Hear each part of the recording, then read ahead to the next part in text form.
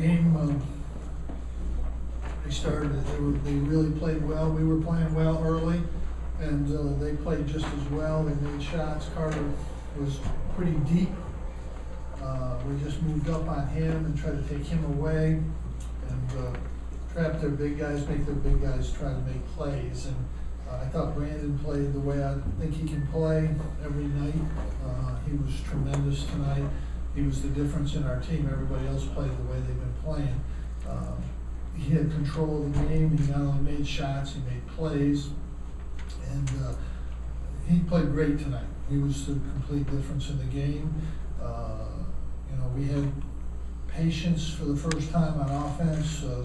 Made a lot of good decisions. Michael made a lot of good decisions in getting us into our offense. We hit a couple key threes when we needed them.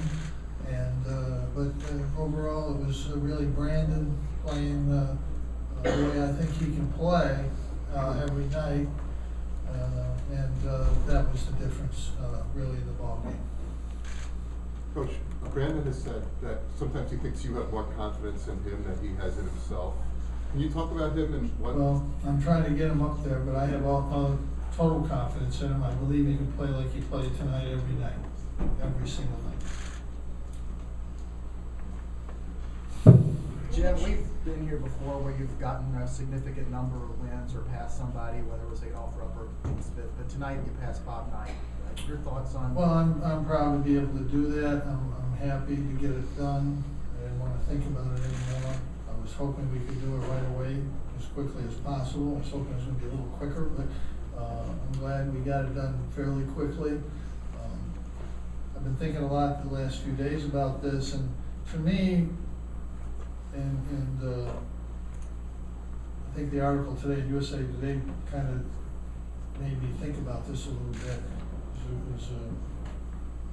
I don't know the guy, I met him, and it was a great piece, I thought.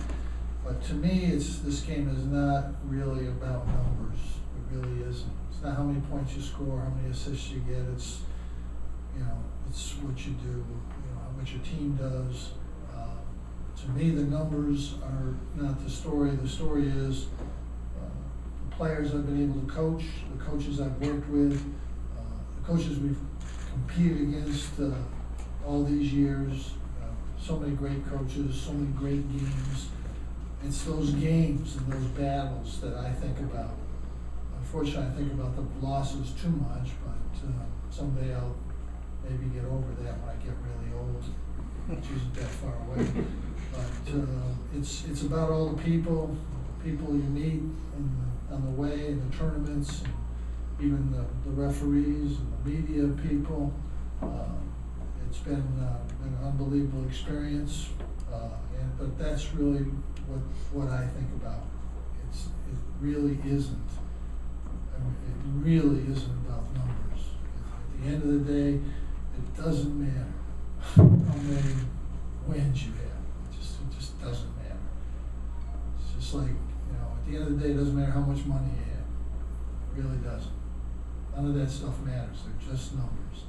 And the people I've had and coached and worked with, the teams we played against, Chris Mullin called me the other night, congratulating me, I think after 900. And, that call meant as much to me as anything, because I think he's the best player, certainly could argue he's the best player ever played in this league, just based on what they did in the league. And that meant a lot to me. I got a note today from Brad Stevens, and it was interesting because I'm probably his biggest fan. I think he's just an unbelievable coach. I don't know if I've ever seen a better young coach ever, and I've seen some good ones, coached against some good ones. But he just thanked me for my contributions to the game and the wins, but the contributions to the game. And if a young coach thinks that, then I'm really happy. Thinks that about me. That meant a lot to me. And I've got a lot of those calls and notes, and the only one I can say wasn't the best when my friend Gino called me or left me a message that it was about time. Which is about what I expected from him. But that's the way I feel about it. I'm really proud, but I'm really, think more about all the things that I just talked about.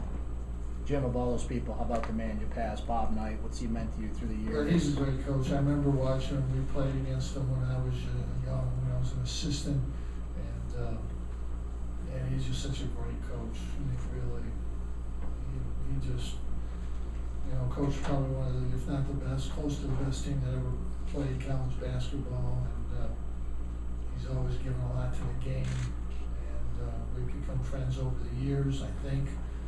I'm not quite sure to Coach Knight, but he called. He was one of the first ones. He wrote me a great letter when we won, 3, and he's just as good as anybody that's ever coached this game, and that's it. Coach, that 24-0 run from the end of the first and start of the second, was that the best ball this team has played as a whole? Well, we played great. I'll tell you, I thought when it was 2018, I really thought this would be I really thought, you watch the game, you see what's happening, and I really just thought, we're playing really well, and we're down 2. So, get ready this is gonna be a battle right down to the end. So I'm shocked at, what happened after that, during that period of time. I mean, we played well, we were playing well, and then we started to play even better. We made great decisions. Rutgers is a pretty good defensive team. Not many people score a lot of points against them. We made good decisions. We moved the ball, and we actually ended up missing a lot of open shots. A lot of open shots that I think we can make. That surprised me. We really played well during that stretch. And Jim, are you pleased with the interior defense, especially in that stretch from Rutgers? Yeah, we did a good job down the low inside trapping. CJ blocked a couple shots right by. They blocked a couple shots. We got a couple steals in there, and really were active on defense. Really, we played really good defense. And whenever you get on a run like that, something good happens. They missed a couple easy shots. That all contributes to that. So, one of your fellow coaches, Dr. Brown's getting some interest from the NFL. What do you think the university should do to keep him around? Well, he's a great coach, and he'll make a great decision. He's done an unbelievable job here. So it's an amazing profession. 7 weeks ago, I think I was listening. I tried not to listen to Brent, and of course I can't now. I don't know what he's writing, so I really can't even say anything smart to him anymore. But I remember there were a few calls, more than a few. Coach Morrell wasn't the right coach for here, and I think Brent was, as he sometimes once in a while is, was good. His rebuttal was very good, right on target. I'm not surprised when you're talented. People are gonna inquire about you. I hope he's here. I think he'll do. I hope he stays here. I hope it's the right place for him. I think he's done an unbelievable job, and I think he will continue to do an unbelievable job. But I've told them many times, they wanted me out of here many times, and there's still a significant number that thinks I should not be here now. They need somebody that can coach man-to-man, because I'm sure if we'd been playing man-to-man all these years, we would have won 80 or 82% of our games, probably, at least. I can't see why we wouldn't. I did have him over to my house the other night, and I tried to convince him that Syracuse was better than Hawaii or any other place. I don't know if you believe that.